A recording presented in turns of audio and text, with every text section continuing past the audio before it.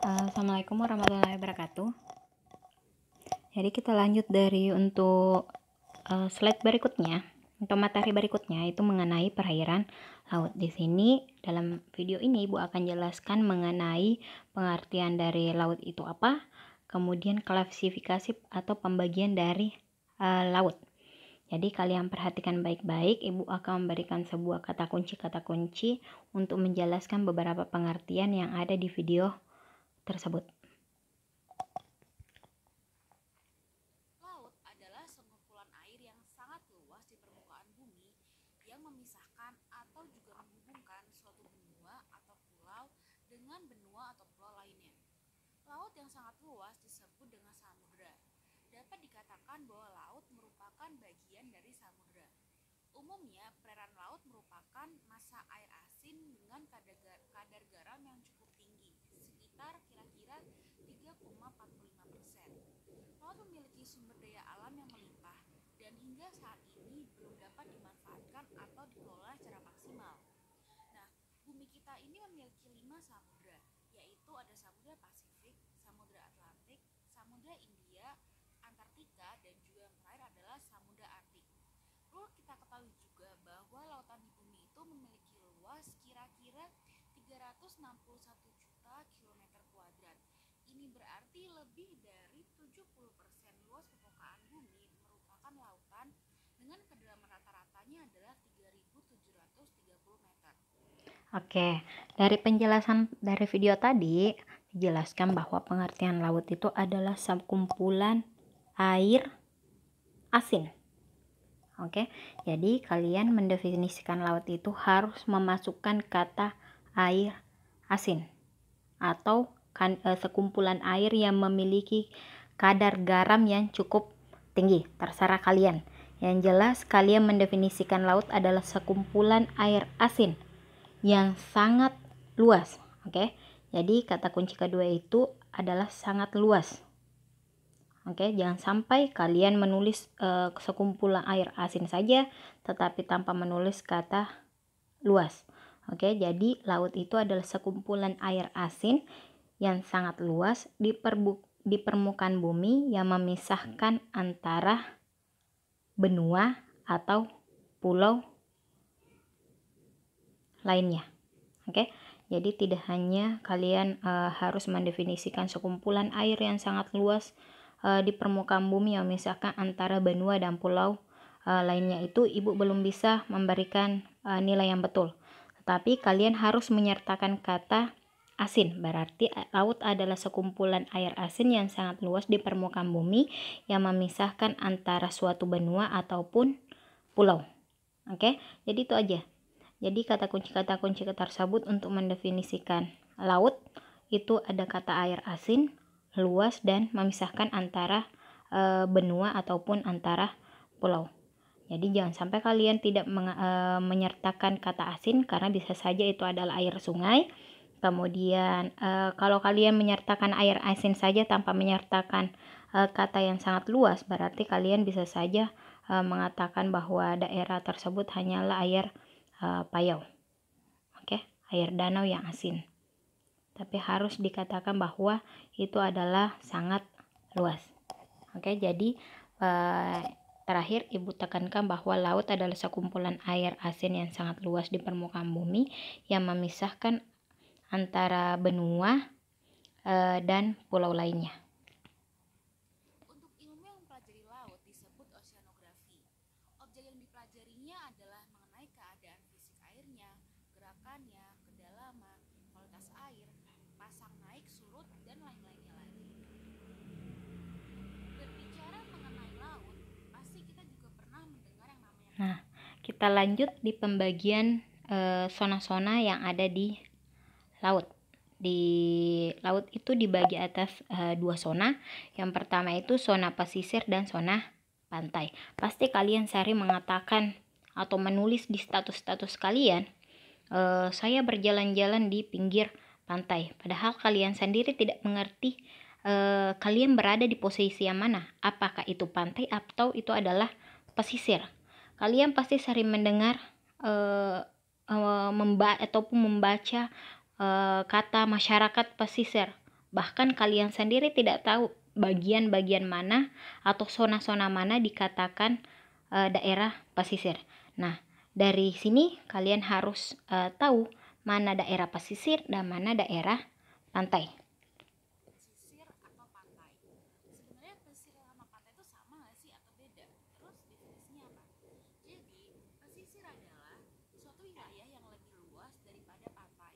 Wilayahnya sendiri mencakup wilayah daratan yang masih mendapat pengaruh laut, seperti pasang surut, debur ombak, rembesan dan juga rembesan air laut di daratan. Dan wilayah laut sejauh ini masih dapat dipengaruhi dari darat. Menurut Badan Koordinasi Survei dan Pemetaan Nasional, batas wilayah pesisir ialah daerah yang masih dipengaruhi kegiatan bahari dan sejauh konsentrasi permukaan nelayan. Sedangkan pantai atau shore atau beach adalah kenampakan alam yang menjadi batas antara wilayah yang bersifat daratan dengan wilayah yang bersifat lautan. Wilayah pantai dimulai dari titik terendah air laut pada saat surut hingga ke arah daratan sampai batas jauh gelombang atau ombak menjangkau daratan. Tempat pertemuan antara air laut dengan daratan tadi dinamakan garis pantai atau shoreline. Garis pantai ini setiap saat berubah-ubah sesuai dengan perubahan pasang surut air laut. Wilayah pesisir dan lautan Indonesia kaya akan bahan tambang dan mineral seperti minyak dan gas, timah, biji besi, bauksit, dan juga pasir kuarsa. Wilayah pesisir dan lautan termasuk prioritas utama sebagai pusat pengembangan industri pariwisata. Jadi udah jelaskan perbedaannya antara pesisir dan pantai. Intinya adalah pesisir memiliki cakupan wilayah yang jauh lebih luas, sedangkan pantai bisa dikatakan sebagai bagian dari zona pesisir. Oke, tadi ada penjelasan apa itu pesisir ataupun apa itu pantai. Jadi kalian pasti sering mendengar kata masyarakat pesisir, kemudian kalian sering membaca atau menyebutkan kata kalian berjalan-jalan di pinggir pantai. Nah itu dia, kalian harus pahami apa zona bagian dari pesisir itu seperti apa. Zona pesisir pantai itu dilihat dari pasang tertinggi, kemudian ditarik ke arah daratan dengan melihat pengaruh air laut. Jadi selama daerah daratan masih dipengaruhi oleh air laut, baik itu secara fisikanya maupun secara kimianya maupun secara sosial. Ibu beri contoh. Misalkan kalian tarik di daerah ke arah darat, dari pasang tertinggi ke arah darat itu, daerah tersebut itu masih kalian cek nih, di sana ada sumur bor. Kemudian kalian cek sumur bor tersebut, ternyata masih asin, airnya masih asin, berarti dia masih dipengaruhi oleh lautan, yaitu buktinya dipengaruhi oleh kadar salinitas dari air laut. Oke, jadi secara fisika seperti itu. Kalau secara sosial, kalian lihat apakah di daerah tersebut itu masih mata pencarian masyarakat itu dominan nelayan. Berarti daerah tersebut masih dipengaruhi oleh lautan, karena mata pencariannya masih dominan nelayan yang seharusnya nelayan akan bekerja tumpuannya di laut. Jadi masih dipengaruhi oleh lautan. Maka untuk menentukan daerah pesisir itu kalian harus melihat kondisi daerah tersebut apakah masih dipengaruhi oleh laut ataupun tidak, baik itu secara fisika, secara kimia, maupun secara biologi bisa, ataupun secara sosial tadi. Oke, jadi itu daerah pesisir. Nah, kalau daerah pantai itu masih bagian dari pesisir.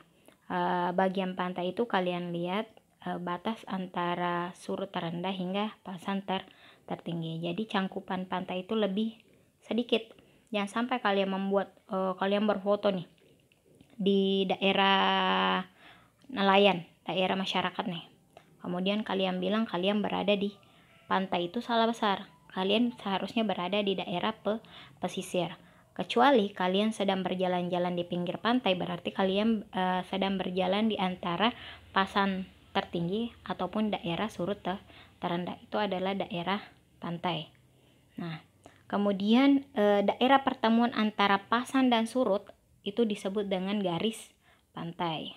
Jadi kalian harus pahami dengan baik apa perbedaan antara pesisir, apa perbedaan antara pantai, kemudian apa perbedaan dari garis pantai. Nah, sekarang klasifikasi laut. Saya telah menjelaskan bahwa part 1 saya akan fokuskan mengenai klasifikasi laut. Jadi untuk saat ini saya mengklasifikasikan laut berdasarkan 4 proses. Yang pertama berdasarkan proses terjadinya, kemudian berdasarkan letaknya, berdasarkan kedalamannya, dan yang terakhir adalah berdasarkan wilayah kekuasaannya. Oke, di sini Ibu akan jelaskan mengenai klasifikasi laut. Tetapi karena mungkin waktu kita sedikit terbatas, jadi Ibu hanya akan bisa menjelaskan klasifikasi laut berdasarkan proses terjadinya dengan berdasarkan letaknya. Nah, kalian perhatikan baik-baik. Pertama adalah laut berdasarkan proses terjadinya. Secara umum dapat dibagi menjadi 3, yaitu laut transgresi, laut ingresi, dan juga laut regresi. Laut transgresi adalah laut yang terbentuk karena naiknya permukaan air laut sehingga mengakibatkan daratan tergenang. Proses ini menghasilkan laut dangkal seperti laut Jawa dan juga laut Arafura. Penyebab naiknya permukaan air laut dikarenakan es mencair di akhir masa Pleistosen.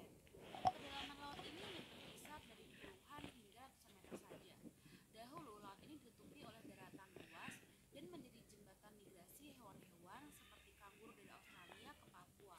Namun setelah air laut naik, kanguru itu tidak bisa kembali ke Australia dan beradaptasi dengan lingkungan Papua. Nah, ini adalah contoh dari gambar laut transgresi.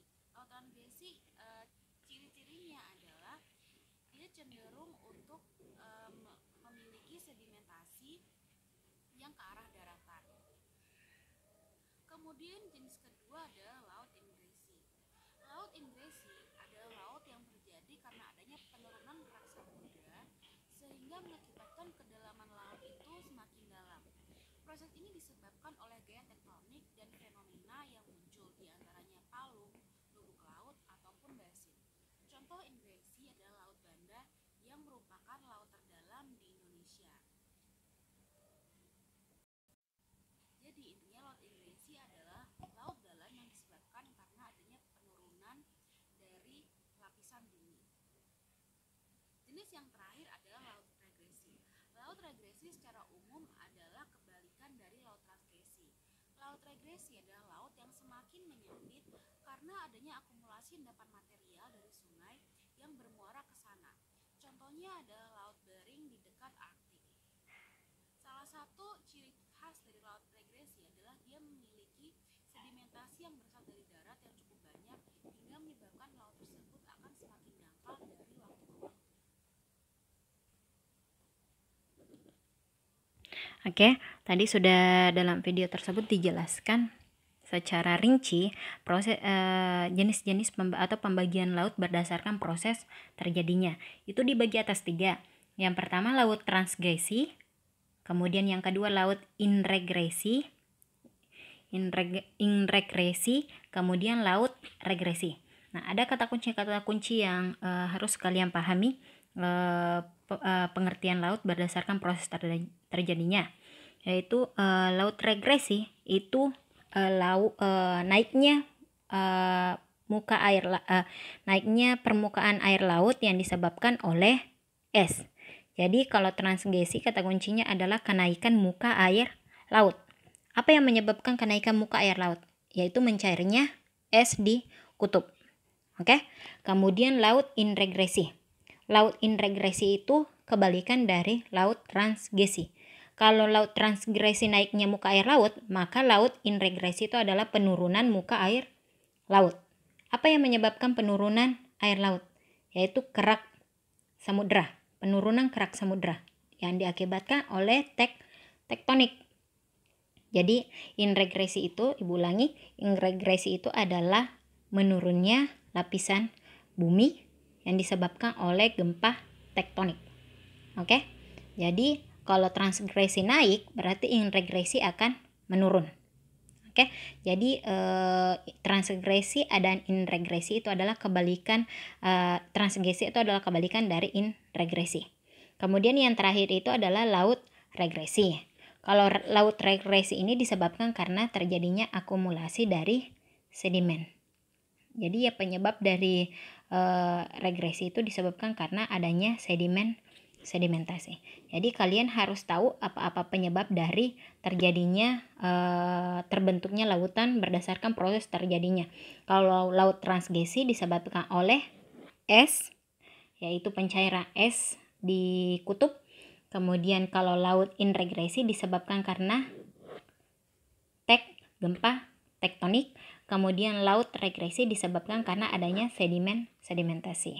Oke, kalian harus tidak mesti menghafal penjelasan-penjelasan dari video tersebut, tetapi kalian cukup mengerti inti-inti atau poin-poin yang harus kalian pahami untuk menjelaskan bagaimana penjelasan pembagian laut berdasarkan proses terjadinya. Oke, Ibu ulangi lagi bahwa pembagian laut berdasarkan proses terjadinya itu dibagi atas 3. Laut transgresi, yaitu naiknya muka air laut yang disebabkan oleh pencairan es di kutub. Kemudian laut inregresi, yaitu penurunan lapisan bumi yang disebabkan oleh gempa tektonik. Kemudian laut regresi, yaitu akumulasi dari sedimen yang disebabkan oleh sedimentasi. Oke, kita lanjut pembagian laut. Selanjutnya, berdasarkan letaknya sendiri, laut dapat dibedakan menjadi laut tepi, laut pertengahan, dan laut pedalaman. Laut tepi adalah laut yang terletak di tepian benua, yang seolah-olah terpisah dari lautan oleh deretan pulau-pulau dan semenanjung. Contohnya ada Laut Cina Selatan, Laut Jepang, dan Laut Bering. Dan ini adalah salah satu contoh dari laut tepi. Kemudian laut pertengahan. Laut pertengahan adalah laut yang terletak di antara benua-benua. Misalnya merupakan laut Mediterania yang terletak di antara benua Eropa, Asia, dan Afrika. Nah, ini adalah salah satu contoh dari laut pertengahan. Jadi dia sebenarnya kelihatannya seperti danau karena dikelilingi oleh daratan, tapi sebenarnya ada satu wilayah kecil yang seperti sekitar sini yang masih menghubungkan dia sebagai laut. Yang terakhir adalah laut pedalaman. Laut pedalaman adalah laut yang terletak di tengah-tengah benua atau hampir seluruhnya dikelilingi oleh daratan.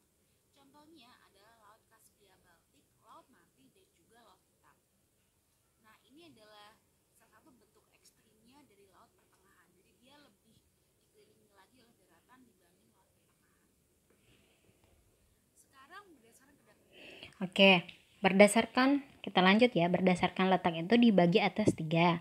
Yang pertama laut tepi, laut pertengahan, kemudian laut pedalaman.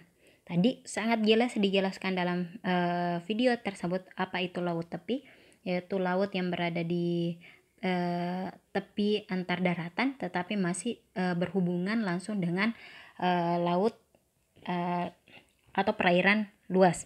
Namun kalau laut pertengahan itu laut yang berada di tengah yang masih diapit oleh daratan, tetapi masih dihubungkan oleh masih ada aliran laut luas yang masuk ke daerah tersebut. Sedangkan laut pedalaman itu memang laut yang betul-betul sangat diapit oleh daratan, namun masih dikatakan laut karena daerah tersebut masih memiliki perairan tersebut itu masih memiliki salinitas.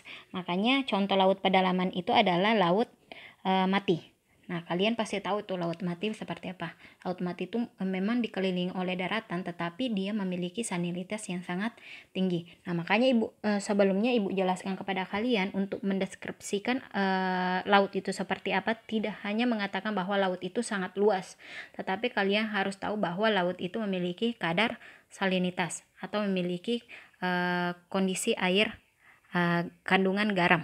Oke. Jadi kalian sudah belajar tentang pengertian dari laut itu apa.